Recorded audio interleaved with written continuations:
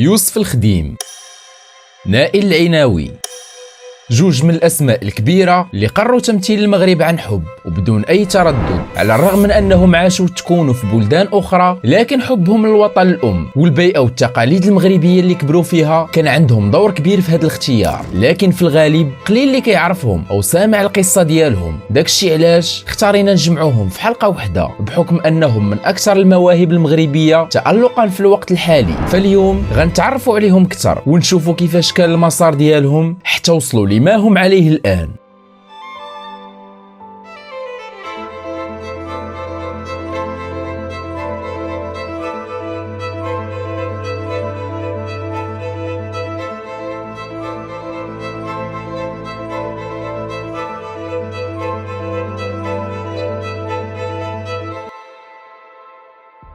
قبل ما نبداو كنبغي نقدم لكم سبونسور ديال الفيديو بي اس سبورتيفي. بي اس سبورتيفي هي واحد لابليكاسيون اللي كتمكنك من مشاهده جميع المباريات بدون تقطيع وباعلى جوده ممكنه. واللي زوين في هذا التطبيق هو انه كيعطيك المباريات اللي ملعوبين في ذاك النهار وكيصيفط لك نوتيفيكاسيون للتذكير بدايه كل مباراه، وكيمكن لك ايضا تشوف من خلاله ترتيب البطوله الوطنيه. فراه بطبيعه الحال غتحتاجها في مشاهده المباريات كالدوري الاسباني او الانجليزي او حتى الدوري المحلي. داكشي علاش غنخلي لكم رابط تحميل في الوصف وفي اول تعليق. ما تنساش انستاليها حيت غتنفعك بزاف.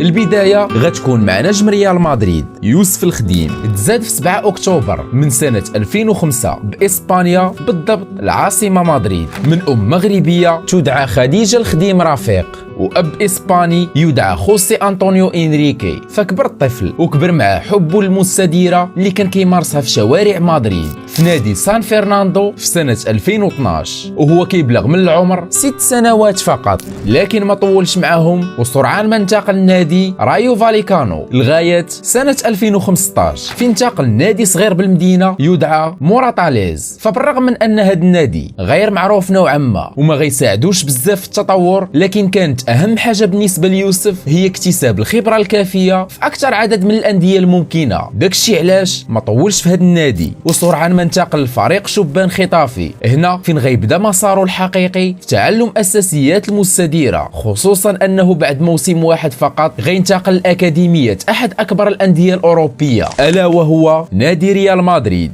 فكيف شفتوا وصوله لهذا النادي العظيم ما كانش بديك السهوله، بل جا بعد اصرار وعمل كبير وايضا مسانده الوالدين ليه وخصوصا الام خديجه. فمن حسن حظه انه بدا مساره رفقه هذا النادي تحت اشراف المدرب تشابي الونسو اللي كيتعتبر حاليا من انجح المدربين في العالم، رفقه نادي باير ليفركوزن. فبدا رحله التطور رفقه فريق اقل من 13 سنه وكان كيبان انه لاعب ذو جوده كبيره ومنضبط في التمارين وكيطبق النصائح اللي كيعطيه المدرب. هادشي اللي عاونوا في التطور من عدة جوانب سواء في أدواره الدفاعية أو الهجومية، وأيضا عطى تلميحات على أنه غيكون أحد أفضل الأظهرة العالمية مستقبلا. فاللاعب كيتميز بمهارات كبيرة في أدواره الدفاعية والهجومية أيضا، بحيث أنه لاعب سريع بالكرة ويجيد الاختراق بفضل تمريراته الدقيقة مما يشكل خطورة كبيرة على مرمى الخصوم. هادشي خلاه يحرق بعض المراحل ولا كيلعب مع فئات كبر منه في السن. وايضا اداره النادي شافت فيه لاعب ذو جوده كبيره وغيكون عنده مستقبل كبير، فوقعوا معه اول عقد احترافي في مسيرته في سنه 2021 وتم تصعيده لفريق الشباب بامر من المدرب الفارو اللي تاق فيه وقرر يعطيه الفرصه في موسم 2022-2023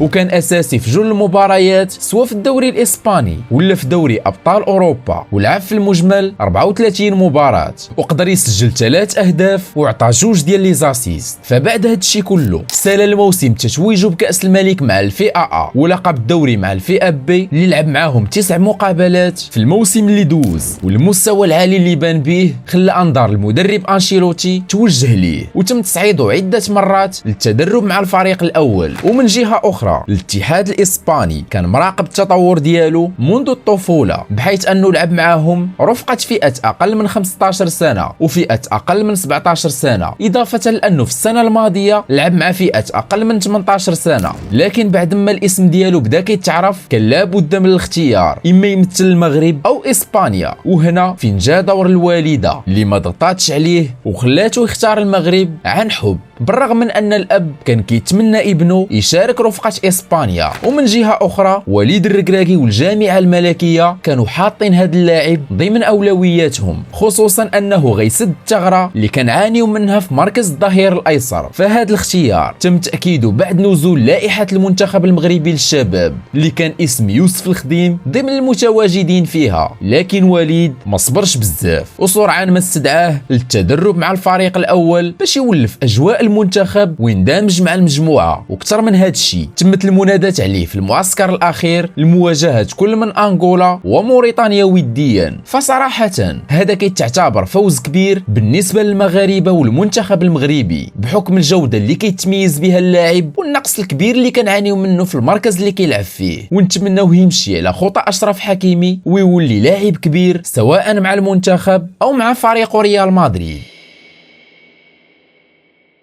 دابا بعد ما تعرفنا على يوسف الخديم غندوزو للاعب اللي خلق ضجة كبيرة في الآونة الأخيرة. الحديث هنا على اللاعب ذو الأصول المغربية نائل العناوي. تزاد نائل في 2 يوليو من سنة 2001 بفرنسا، بالضبط مدينة نانسي، وسط أسرة مغربية كيقودها الأب يونس العناوي اللي كيتعتبر أحد الرموز المغربية في رياضة التنس. فبدات قصة نائل مع الرياضة في سن صغير بحيث فضل كرة القدم على رياضة التنس اللي كان الأب ديالو أحد أساطيرها. فبدا بمداعبة المستديرة بأزقة أحياء مدينة برشلونة وكان موهوب، الشيء اللي مهد ولوجه الأكاديمية نانسي بعد رجوعه للعيش في فرنسا في سن لا يتجاوز 8 سنوات، فين صقل موهبته وتعلم أساسيات وأسرار الكرة الحديثة. وهنا بدات رحلة تكوين نائل في الأكاديمية. فكيف كنعرفوا الموهبة بوحدها ما كافياش، لذلك الأكاديمية لعبت دور كبير في مسار الطفل الصغير وقدر يتعلم من خلالها أساسيات كرة القدم طامحا باش يولي لاعب محترف في يوم من الأيام.